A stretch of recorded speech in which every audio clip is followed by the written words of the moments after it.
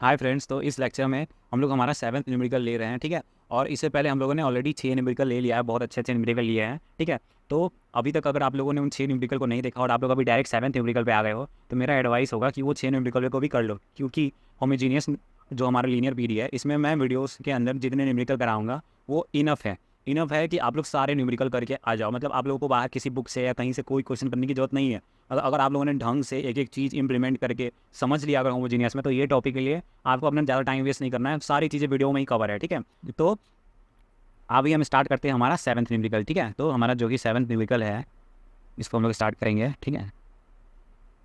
तो इसका देखो, इसका इस क्वेश्चन में हमारा जो दूसरी राइट हैंड साइड हमें दिख रहा है, ये वाई कॉस एक्स। तो ये वाई कॉस एक्स जो दिख रहा है, तो ऐसा कोई फॉर्म तो हमने पढ़ा नहीं है। कॉस था और सिर्फ कॉस होता तो फिर भी ठीक था, वो ये वाई कॉस एक्स है, तो ऑब्वियसली इसमें हम लोग वो वाला टर्म तो नहीं लगाएंगे। ये कॉस के अंदर 3x प्लस 2y जो रहता था, ये वाला फॉर्म तो नहीं लग सकता है, क्योंकि इसके लिए तो इसको सिंगल रहना पड़ेगा, लेकिन इसमें y मल्टीप्लाई है, ठीक है। इसमें y मल्टीप्लाई है, तो हम इसके अंदर वो फॉर्म तो यूज़ नहीं कर सकते हैं। तो इसको हम बताओ कि इसको हम फोर मतलब जनरल फॉर्म से ही सॉल्व कर सकते हैं। क्वेश्चन देख के हमें पहले ये चीज़ समझना होगा कि ये जनरल फॉर्म से ही सॉल्व होगा। वो ये मत करना कि यार यहाँ तो पॉस है तो पॉस वाला फॉर्म लगा देते हैं जो सर ने सेकंड फॉर्म बताया था, नहीं, ऐसा नहीं है। यहाँ पे y मल्टीप्लाई हो गया ना, ये चीज़ ध्यान देना, ठीक है। तो ये क्वेश्चन इस वजह से ही काफ़ी अच्छा है, क्योंकि इसमें कॉस में y मल्टीप्लाई है, ठीक है। तो इस क्वेश्चन का सोल्यूशन देखते हैं हम लोग, ठीक है। तो यहाँ पे देखो, given they they A in symbolic form,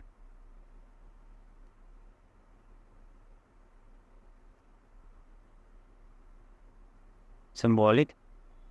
form is, ठीक है। तो सिम्बॉलिक फॉर्म में क्या लिख सकते हैं हम लोग, the auxiliary equation is m square, sorry auxiliary equation से पहले सिम्बॉलिक फॉर्म तो मैंने लिखा ही नहीं, ठीक है। तो सिम्बॉलिक फॉर्म देखो, नीचे एक्स के रिस्पेक्ट में कैपिटल डी होता है, तो कैपिटल डी का स्क्वायर, और फिर नीचे एक्स है तो फिर डी, और फिर वाई है तो फिर डी डैश, ठीक है। और फिर -6 तो 6 आ जाएगा, और नीचे वाई और स्क्वायर है तो डबल डिफरेंशिएशन है, तो डी डैश का होल स्क्वायर है, ठीक है। तो डी डैश का स्क्वायर हो गया। अब फिर ये जेड जेड जेड जो है वो उसको बाहर ऐसे कॉमन लिख देंगे, जिसका डिफरेंशिएट हो रहा है वो बाहर ऐसे लिख दिया, क्योंकि सब में जेड तो आराम से मल्टीप्लाई हो जाएगा, ठीक है। तो फिर y cos x right hand side में, ठीक है। तो अब ऑक्सिलरी इक्वेशन की बारी। तो the auxiliary equation is, auxiliary equation क्या हो जाएगा, कैपिटल डी की जगह पे एम सब्सिट्यूट करेंगे, और फिर कैपिटल डी की जगह पे एम और डी डैश की जगह पे 1, और ये माइनस डी डैश की जगह पे 1, तो ऐसे 6, ठीक है। तो ये सारी चीज़ें तो हम लोग ऑलरेडी पहले के न्यूमेरिकल में सीख चुके हैं, तो मुझे अभी इतना लिख के बताने की जरूरत नहीं, डायरेक्ट मुंह से बता रहा हूँ कि डी डैश की जगह पे एम, और यहाँ डी डैश की जगह पे 1 और डी की जगह पे एम सब्सिट्यूट करना होता है ऑक्सिलरी इक्वेशन लिखने के लिए, ठीक है। अब इसको मिडिल टर्म स्प्लिटिंग से स्प्लिट कर देंगे, फैक्टराइजेशन, फैक्टर मतलब फैक्टर निकालने के लिए बेसिकली। तो फिर ये क्या बन जाएगा हमारा, 3m माइनस 2m और -6 लिख सकते हैं, ठीक है। और लिख सकते हैं, तो मुझे ये बताओ, यहाँ से m कॉमन लिया तो क्या आएगा, m+3, और यहाँ पे -2 कॉमन लिया तो क्या आएगा, m+3, और ये इक्वल टू 0। मतलब दो रूट क्या आ गए, m-2 और m+3, ये दो रूट आ गए आपके पास, ठीक है। तो ये इक्वल टू क्या हो गए, ये इक्वल टू 0 हो गए, बेसिकली ये इक्वल टू 0 है, ठीक है। तो इससे क्या आ जाएगा हमारा दो रूट, ठीक है। इससे दो रूट जो कि आएगा हमारा m इक्वल टू -3 और फिर 2, ठीक है। ये दो रूट आ गए, और ये क्या है हमारा डिस्टिंक्ट रूट है, अलग अलग रूट, ठीक है। तो डिस्टिंक्ट रूट के लिए हम लोग CF क्या लिखते हैं, बहुत ही आसान है, बार बार 3-4 न्यूमेरिकल में आ गया है डिस्टिंक्ट रूट। तो अभी तक तो रट गया होगा कि f(1)y + mx होता है, तो m क्या लिखेंगे, हमारा पहला -3 है, तो यहाँ पे -3x कर दिया, ठीक है। और दूसरा क्या हो जाएगा, f(2)y +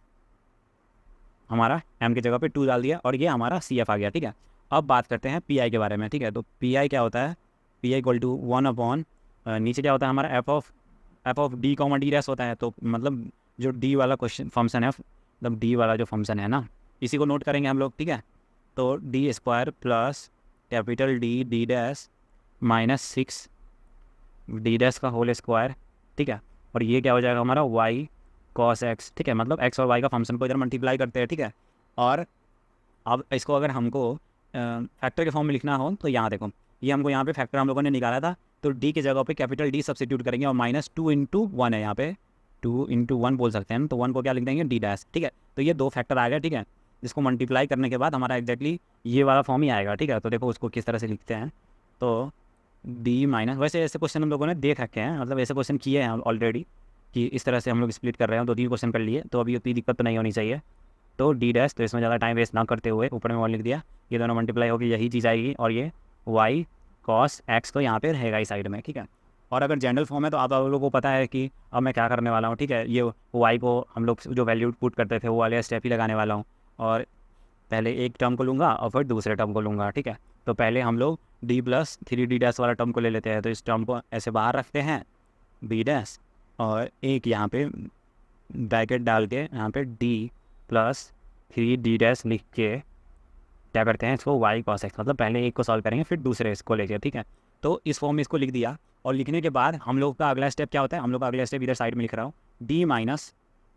एम डी डैश से कंपेयर करो, ठीक है। तो यहाँ पे एम का वैल्यू क्या होना चाहिए, जिससे ये वाला चीज़ आ जाए, तो यहाँ पे एम का वैल्यू -3 डाल के देखो, जैसे यहाँ पे -3 डालोगे एम का value D plus 3 D dash बन जाएगा, मतलब एम का वैल्यू क्या हो गया, एम का वैल्यू हो गया m equal to -3, m equal to -3 हो गया। अब वाई इक्वल टू क्या बताया था मैंने, सी माइनस एम एक्स, तो एम एक्स तो क्या है हमारा 3 है, तो यहाँ पे क्या आ जाएगा 3x, क्योंकि यहाँ पे सी माइनस होता है तो माइनस माइनस प्लस, और ये y equal to c plus 3x आ गया। तो y का वैल्यू यहाँ पे सी प्लस 3x सब्सिट्यूट कर सकते हैं ना अब। तो इस पहले तो उसको इंटीग्रेशन फॉर्म में लिख देते हैं कि जब इस तरह का फॉर्म हो तो डायरेक्ट इंटीग्रेशन वाले फॉर्म में कैसे लिखते हैं, ये y cos x को लिख के dx लगा देते हैं, तो इंटीग्रेशन, तो y का वैल्यू क्या सब्सिट्यूट कर दो, सी प्लस 3x, तो सी प्लस 3x सब्सिट्यूट कर दिया, और ये कैसे मल्टीप्लाई है हमारा यहाँ पे cos x है, ठीक है। और यहाँ पे क्या आ जाएगा बाहर dx, इसी तरह से सब्सिट्यूट करते हैं ना, फोर्थ वाला मैंने बताया था आपको अच्छे से समझा के, ठीक है। तो ध्यान में तो होगा ही आप लोगों को अभी तक, क्योंकि इसके ऐसे क्वेश्चन भी आ रही है कई सारे मैंने, ठीक है। ये ऐसे ही क्वेश्चन आने वाले हैं, ज़्यादातर जनरल फॉर्म के ही क्वेश्चन आते हैं, क्योंकि अभी वो डायरेक्ट वाले तो बहुत ईजी हो जाते हैं ना, तो जनरल फॉर्म के आते हैं, और इतने सारे क्वेश्चन प्रैक्टिस करा दिए कि अब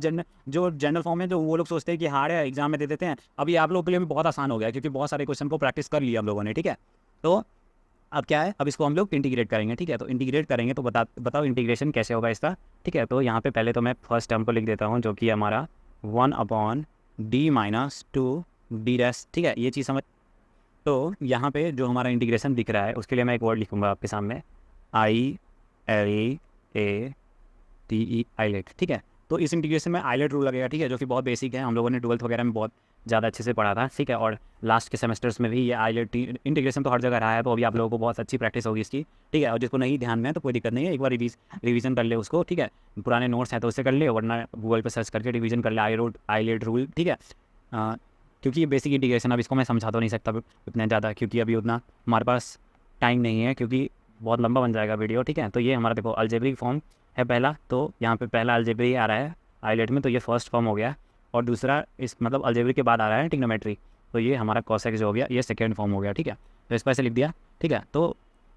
अब इसमें इंटीग्रेशन वाला जो u v रूल होता है वो लगा रहा है, ठीक है। इसको इंटीग्रेट करने के लिए जो होता है कि फर्स्ट टर्म को जैसा है वैसा लिखो, c प्लस 3x, ठीक है। आफ्टर इंटीग्रेशन वाली चीज़ लिख रहा हूँ मैं, फर्स्ट टर्म को तो ऐसा लिख दिया, और फिर दूसरे टर्म का इंटीग्रेशन करो तो cos का इंटीग्रेशन sin x, ठीक है। और फिर माइनस पहले टर्म का डिफ्रेंसिएशन, जो कि c का तो